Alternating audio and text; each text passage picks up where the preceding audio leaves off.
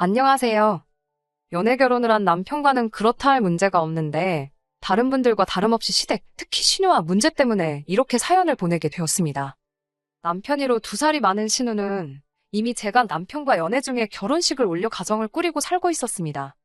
신우가 결혼할 당시에는 남편과 저 사이에 결혼 이야기가 딱히 오가고 있던 상황은 아니었지만, 그래도 여자친구라고 결혼식도 다녀왔어요. 이후에 남편과 제가 본격적으로 결혼 준비를 시작하게 되면서 신우라는 사람에 대해서 속속들이 다 알 정도로 자주 만난 건 아니지만 그래도 몇 번 오며 가며 만나기도 했고요. 그때 신우의 본 모습을 제대로 파악하지 못했었네요. 그도 그럴 것이 신우네 큰일이 터지게 되었는데 그건 이미 저희가 결혼식을 올리고 난 뒤였으니 말입니다. 멀쩡히 잘 살고 있던 신은혜의 터진 큰 사건은 다른 게 아니고 코로나 시기에 심해부가 다니던 회사가 망해버리게 되었다는 거예요. 결혼 전 신우는 월급 200 정도를 받으며 일을 하고 있었는데 결혼을 하자마자 직장을 제발로 나와 전업주부 생활을 시작하게 되었습니다. 남이 사제가 신우 인생에 감노하라 배노하라 할 것도 아니고 신우가 심해부와 상의 후 내린 결정이었겠지만 저로서는 이해가 가지 않는 부분이 있었어요. 당시 심해부가 외벌이로 먹고 살 정도로 고액의 연봉을 받으며 일을 하던 상황도 아니었는데 당장 신우벌이가 고소득이 아니라고 해도 아이가 생긴 것도 아니고 당장 자녀 계획이 있던 것도 아니었거든요. 2사람 사이에 아이라도 있다면 충분히 이해가 갔을 테지만 세상 일 어떻게 될지 모르는데 결혼했다고 멀쩡히 다니던 직장을 그만둔다는 게 저로서는 상상도 해본 적 없는 일이었어요. 남편도 자기 누나지만 신우의 결정이 이해가 가지 않는다는 반응이었고요. 혹시나 하는 마음에 남편도 혹시 너도 결혼하면 직장을 그만둘 계획이 있는 거냐 대놓고 제 생각을 물어보기도 했네요. 서운할 소리도 아니었고 저 또한 제 경력에 자부심을 가지고 일을 하고 있었고 말씀드린 대로 아이가 태어나는 상황이 아닌 이상 스스로 제가 회사를 그만둘 생각은 없었습니다. 저와 남편이 가정을 꾸리고 얼마 되지 않아 심해부 회사가 망해 백수가 된 그날에 시부모님과 저희 부부까지 동반해서 신우집에 모여 긴급 가족회의를 열게 되었습니다. 가족들의 걱정과는 다르게 2사람은 당시 상황에 대해서 큰 문제가 없다는 반응이었어요. 퇴직금이며 밀린 월급도 다 챙겨받아 나온 상황이기도 했고 심해부 말이 자기가 그래도 업계에서 꽤나 방구 좀 끼는 사람이고 회사 다니면서도 스카웃 제의가 올 정도로 잘 나가던 사람이었으니 새 직장 구하는 거야 시간 문제다 하는 식으로 자신있게 이야기를 했습니다. 남편도 시부모님도 그때 신우에게 그러게 왜 멀쩡히 다니던 회사는 그만둬서 그러냐며 한 소리 하기는 했는데 신우가 심해부 외벌이인 상황에도 자기가 알뜰살뜰 살았고 저축도 좀 해놔서 문제가 없다고 큰 소리를 뻥뻥 쳤습니다. 시어머니가 신우한테 얼마나 모아놓았느냐 물었더니 신우가 자신있게 이것저것 다 끌어모으고 하면 500은 넘게 있다고 하더라고요. 순간 제가 액수를 잘못 들었나 싶었습니다. 자신있게 말할 만큼 큰 액수는 아니었으니 말이에요. 아버님도 신우 태도가 황당했는지 3년간 고작 500 모은 게 뭐가 자랑이냐며 한 소리 하셨어요. 신우는 그게 다가 아니라고 하더라고요. 자기가 사모은 명품 가방이며 심해부가 차고 다니는 시계가 얼마짜리인 줄 아느냐며 진짜 정 돈이 궁하면 그거 중고로 팔면 된다고 명품 재테크라고 들어는 받느냐 하며 큰 소리를 치더라고요. 그 명품 재테크 때문에 현금이 적은 거지. 마음만 먹으면 일주일 내로 2천만 원 넘게 더 만들 수 있는 상황이니 걱정할 게 없다고 하는 겁니다. 그런 자초지종을 들으니 저축이 500이라고 해도 심해부 퇴직금도 있고 현금화할 수 있는 명품이 2천만 원 정도 되니 좋기 몇천 정도 되는 목돈이었고 심해부도 취직하는 건 시간 문제라고 자신있게 이야기를 해왔으니 시부모님이나 저희가 걱정한 것보다 훨씬 나은 상황처럼 보이더라고요. 만에 하나 심해부 새 직장이 구해지지 않아도 2사람 사이에 아직 자식도 없고 젊은 사람들인데 뭐라도 하겠지 하고 그날 가족회의는 그렇게 끝이 나고 말았습니다. 당장 현금화할 수 있는 것도 있다 하니 큰 문제 없을 거라 믿었던 저희들의 예상과는 다르게 신혼의 상황은 몇 달이 채 지나지 않아 최악의 상황으로 치닫게 되었습니다. 큰 소리 떵떵 치긴 했지만 당시 코로나 때 망해 없어지는 회사가 한두 개가 아니었는데 심해부 취직 자리가 구해지는 게 당장 어려워 보였어요. 가족회의가 있던 날부터 3달 정도 지났을 때였는데 그때쯤 그 500만 원을 전부 다 써버린 듯 보였습니다. 신혼의 집이나 저희 신혼집이 거리상 그렇게 먼 편은 아니었는데 결혼 전에도 거의 왕래가 없는 편이긴 했는데 결혼 후에는 한 가족이 맞나 싶을 정도로 신우네랑 따로 만나 시간을 보낸 적은 단 한 번도 없었거든요. 그랬던 신우가 연락도 없이 저희 집에 찾아와 초인종을 눌렀을 때는 이미 이야기를 듣지 않아도 안 좋은 예감이 들기 시작했어요. 아니나 다를까 신우 손에 들려있는 딱 봐도 5만 원은 넘게 줬을 법한 실한 꿀수박 한 통을 봤을 때 그 안 좋은 예감이 현실이 되겠구나 하는 확신이 생겼네요. 평소에 전화 한 통, 그 흔한 카톡 한 번 나눈 적 없는 신우가 횡설수설 저희 친정부모님 안부까지 물어올 때, 그리고 제 주변 사람들 안부를 다 묻고 나서 똥 마려운 강아지 마냥 안절부절하면서 말을 꺼낼까 말까 저희 눈치만 보이는 모습을 보니 안 봐도 돈 이야기를 꺼내겠다는 생각이 들더군요. 너무 뻔한 신우의 행동에 남편도 진짜 찾아온 이유가 뭐냐고 신우에게 먼저 물어보더라고요. 신우는 그제서야 진짜 이유를 말해줬고요. 역시나 제 예상 그대로 자기한테 돈 좀 빌려줄 수 있느냐 하고 물어보는 겁니다. 저축으로 가지고 있던 500은 진작에 다 쓴 상황이었는데 심해부 직장이 구해지지 않아 당장 생활비가 모자란다며 돈이 조금 필요해서 찾아왔다 하더라고요. 남편이 그때 말한 명품 재테크는 어쩌고 생활비가 없다고 돈을 벌써 빌리러 오느냐고 단도직입적으로 물었습니다. 신우의 궁색한 변명은 이랬어요. 젊은 것들이 요즘 뉴스도 안 보냐 하면서 사람들이 백화점에 줄 서는 아르바이트까지 구해가며 명품을 구한다는 이야기 못 들어봤냐고요. 그중에서도 자기들이 가지고 있는 것들이 중고인데도 프리미엄이 붙을 정도로 인기가 많은 것들이라 하대요. 저는 그런 쪽에 별 관심이 없어서 몰랐는데 그렇게 사람을 써서 줄을 세워도 살까 말까 한 것들이라서 가지고만 있어도 하루가 다르게 프리미엄이 붙는다는 이야기를 하더군요. 아무리 집에 모셔놓기만 했다 해도 구매한 지 2년, 3년은 된 것들이 프리미엄이 붙는다는 사실이 조금 의문이 들긴 했는데 신우 말은 하루가 다르게 비싸지는 게 눈에 보이는 물건인데 그걸 벌써 정리해서 손해를 볼 필요가 있냐는 겁니다. 자기도 싫은 소리, 부탁하는 거 싫어하는 성격인데 몇 달 지나 정리해도 요즘 가격 부르는 거 보면 저희한테 빌리는 돈은 다 커버를 치고 남을 거라며 그때까지만 쓸 생활비가 필요하니 빌려달라 사정을 하더라고요. 생활비가 없다는 사람이 몇만 원은 할 법한 꿀수박은 왜 사가지고 왔는지 싶더라고요. 그 수박을 안 사가지고 온다고 안 빌려줄 것도 아니고 수박을 가져와도 확실히 빌려줄 것도 아니었는데 몇 달 내로 갚을 200만 원 때문에 5만 원 돈을 쓰는 것부터가 이해가 가지 않았네요. 솔직히 내키지 않는 상황이었지만 당장 몇 천을 빌려달라는 것도 아니고 200만 원인데 그거 없다고 저희한테 큰일이 나는 것도 아니고 설마 저희한테서 200을 떼먹자고 저러는 것도 아니겠다는 생각이 들었고 오히려 괜히 돈 빌려주기 싫다고 거절했다가 앞으로 신우와 더 불편한 상황이 생길 수도 있겠다 싶어서 그냥 그 자리에서 바로 200만 원 이체해줬습니다. 신우는 돈을 빌려야 한다는 속어의 목적을 달성했으니 볼 일은 다 끝난 거라고 생각했는지 그때부터 태도가 싹 바뀌어서는 저보고 자기가 가져온 수박 좀 썰어와 보라 하더라고요. 200만 원 빌려주고 큰 소리 떵떵 칠 생각도 없고 신우가 괜히 저희 집 주방에서 수박 썰어온다고 기웃거리는 것도 보기 싫어서 그냥 수박 반 통을 잘라 가져왔습니다. 신우는 수박을 그 자리에서 다 끝내지 않으면 큰 손해라도 본다고 생각하는 사람처럼 공격적으로 수박을 먹기 시작했어요. 저도 과일이라면 참 좋아하는 사람이긴 한데 세상에 그렇게 수박을 잘 먹는 사람은 처음 봤습니다. 제가 썰어온 수박 반 통을 앉은 자리에서 삽시간에 끝내버리고 저한테 나머지 반 통은 뒀다가 국 끓여 먹으려 그러냐면서 마저 썰어오라 하더라고요.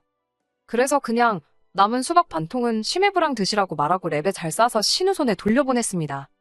배도 부르기도 했고 저러다 신우 배탈이라도 나면 괜히 쓸데없이 병원비에 돈 쓰게 되는 게 아닐까 싶어서요.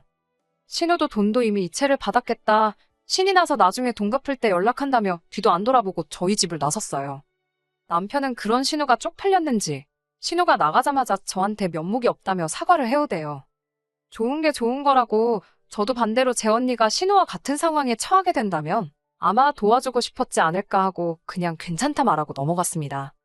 좋은 마음으로 빌려준 그 돈이 괜히 빌려줬구나 하는 생각으로 바뀌는 데는 단 하루도 걸리지 않았어요.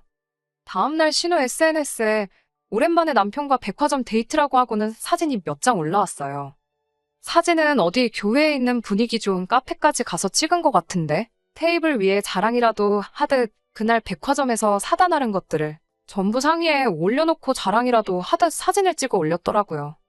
유명한 브랜드 향수며 화장품에 명품까진 아니지만 중고가대 브랜드에서 파는 지갑에 여러 가지 물건들이 사진 속에 있었습니다. 신우 씀씀이의 중고가대 브랜드면 많이 아낀 것처럼 보이긴 하겠지만 당장 전날에 생활비가 모자란다고 200만 원 빌려간 사람이 그 돈을 쇼핑하는데 써버릴 수가 있나 싶더라고요. 좋기 50만 원은 넘게 쇼핑한 것처럼 보이고 그날 카페며 외식하는데 쓴 돈까지 합치면 70만 원은 더 썼을 것처럼 보였어요. 그 밤새 줄 서도 못 산다는 중고명품이라는 믿는 구석이 있어서 저랬겠지만 솔직히 손이 시누고 모고 간에 괘씸한 마음이 더 컸습니다. 그때 처음으로 부부싸움도 하게 되었어요. 남편한테 신우하는 꼬라지 좀 보라고 저게 사람이 할 행동이냐고 저도 싫은 소리를 할 수밖에 없었어요. 저렇게 쓰라고 빌려준 돈이 아니니 저런데 쓸 돈이면 한 달 내로 신우한테 말해 그 돈을 다시 받아오라 이야기를 하며 크게 다투게 되었습니다. 남편도 신우의 행동이 이해가 가지 않는 건 저와 마찬가지였지만 당장 자기 체면도 있지 않냐며 돈을 갚으라는 말을 하기 싫다는 입장이어서 결국 그게 부부싸움으로 번지게 되었어요. 남편과는 연애하는 동안에도 다툰 적이 손에 꼽을 정도였는데 결혼하고 한 첫 부부싸움이 우리 둘 사이의 문제 때문이 아니라 정신 빠진 신우 때문이었으니 제가 얼마나 열이 받았겠어요? 아무튼 남편도 신우의 잘못이 명백하다 보니 결국 제 말대로 신우에게 돈을 갚으란 소리를 하게 되었습니다. 남편의 연락을 받은 신우도 쿨하게 빌려줄 땐 언제고 하루아침에 얼굴 바꾸는 게 어딨냐며 길길이 날뛰긴 했지만 신우도 자기가 큰 소리 칠 상황이 아니란 걸 알고는 있는지 더럽고 치사하다고 개거품을 물며 돈은 생기는 대로 갚을 테니 그렇게 알라 소리치더라고요.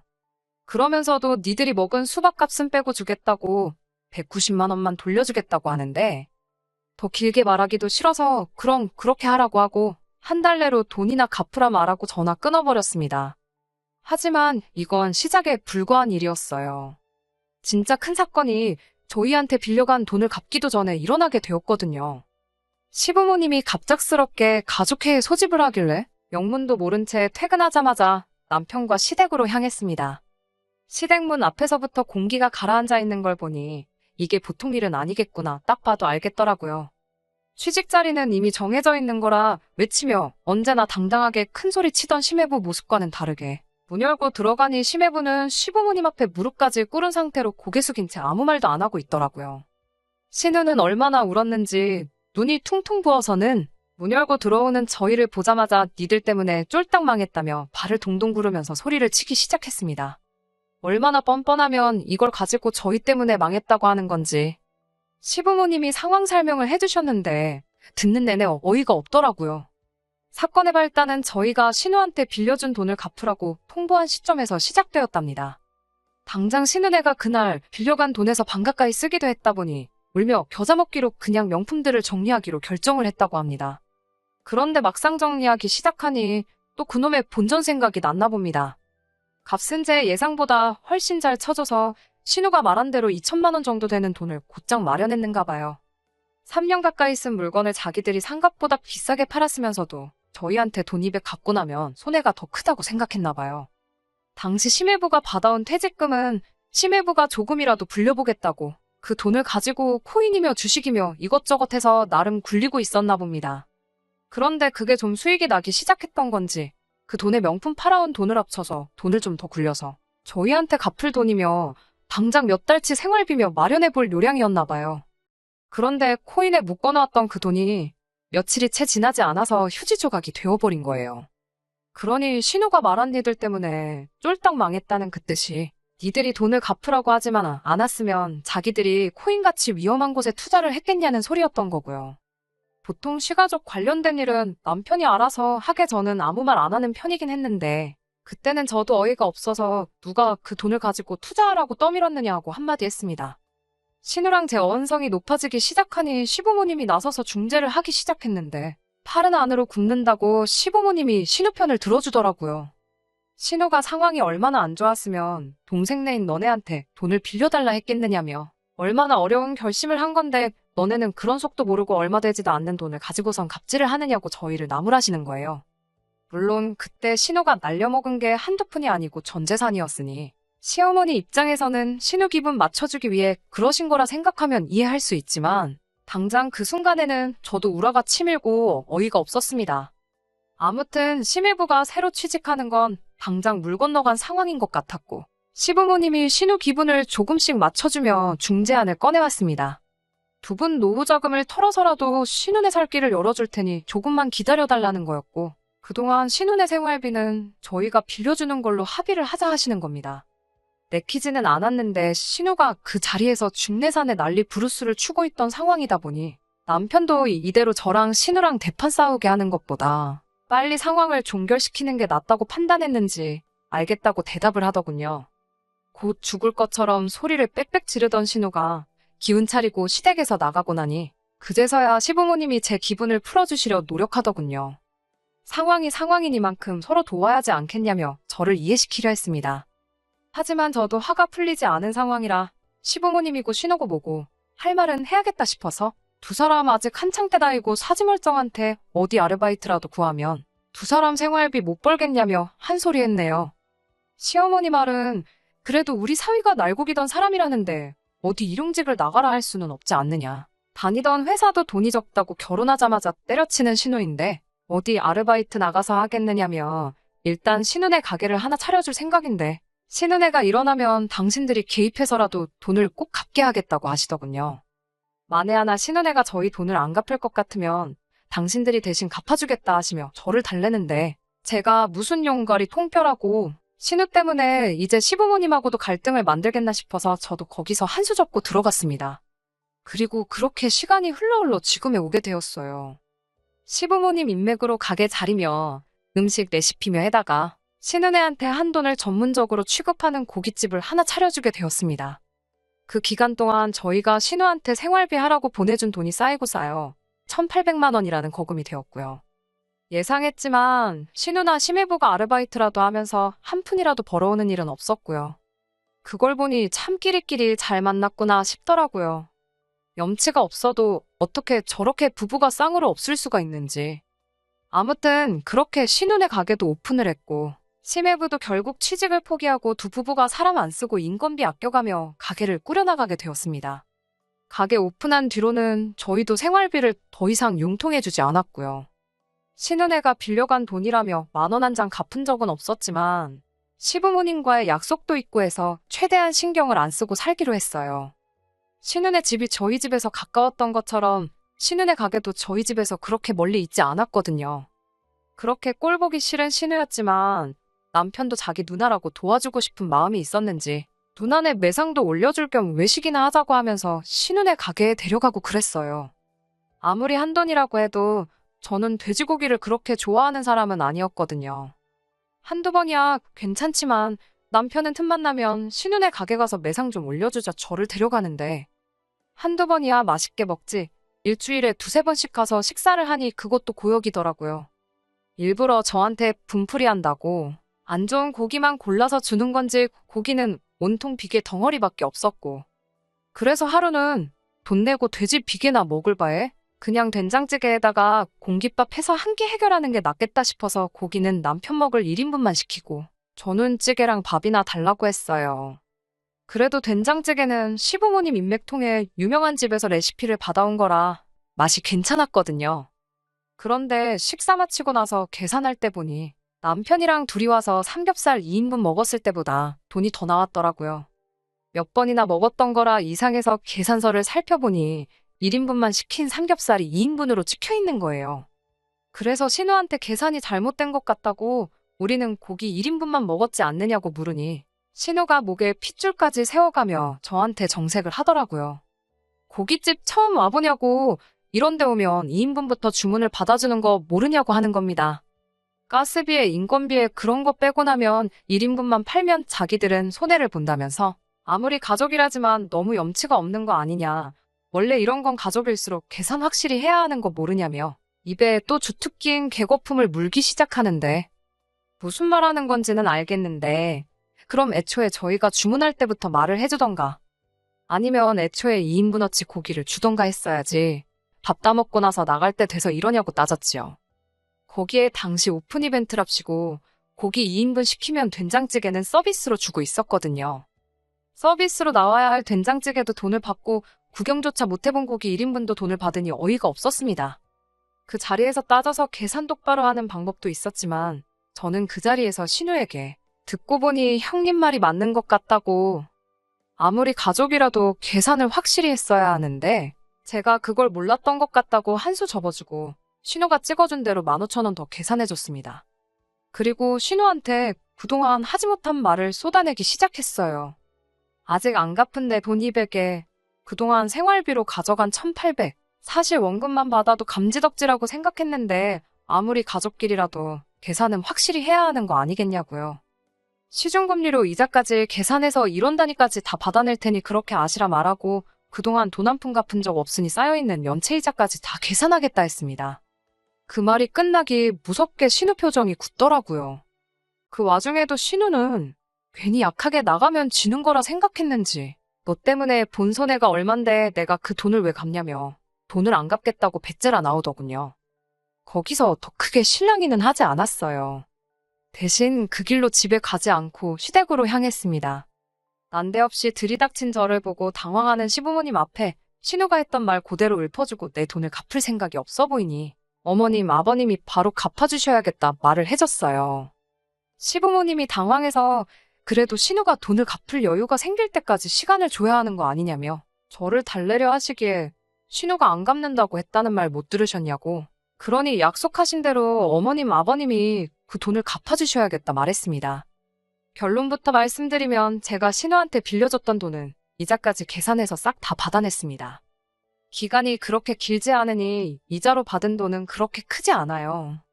시부모님이 노후자금 싹 털어서 신우네 가게를 차려주셨다 보니 사실 저한테 돈을 갚을 만큼의 목돈은 가지고 계시지 않았거든요. 그렇다 보니 결국 신우는 은행 대출을 받아서까지 저에게 돈을 갚아야 했고 그 과정에서 얼마 되지 않겠지만 더 큰 이자 비용까지 부담하게 만들어냈네요. 애초에 제가 바랬던 건 그깟 돈 몇 푼이 아니라 신우가 염치라는 걸 알았으면 하는 마음이었습니다. 애초에 앞일이 어떻게 될지도 모르는 상황에 직장을 관둔 것도 신우, 저축 없이 과소비를 해왔던 것도 신우였잖아요. 전 재산 날려먹은 것도 신우와 심해부의 결정이었고 그래도 더러운 꼴 참아가며 끝까지 참고 도와주고 있던 저에게 악감정만 가득해서 어떻게든 제 돈을 뜯어먹으려던 것도 제가 아니라 신우 본인이었으니까요. 이게 다 자업자득인 거고 이러한 결과가 결국 저 때문이 아닌 본인의 탓이라는 걸 언젠가는 알았으면 합니다. 애석하게도 이러한 진흙탕 싸움에서 시부모님과 사이가 살짝 멀어지게 되었네요. 하지만 시부모님도 이런 상황을 이젠 이해하려 해주시는 것 같고 길게 두고 본다면 앞으로 신우네와는 돈으로 얽힐 일은 없어진 거나 마찬가지니 저한테는 더 잘된 일이라고 생각하려 합니다. 끝까지 들어주셔서 감사합니다. 오늘의 사연은 여기까지입니다. 구독과 좋아요, 알람 설정 부탁드리고 더 좋은 사연으로 다시 찾아뵙겠습니다. 감사합니다.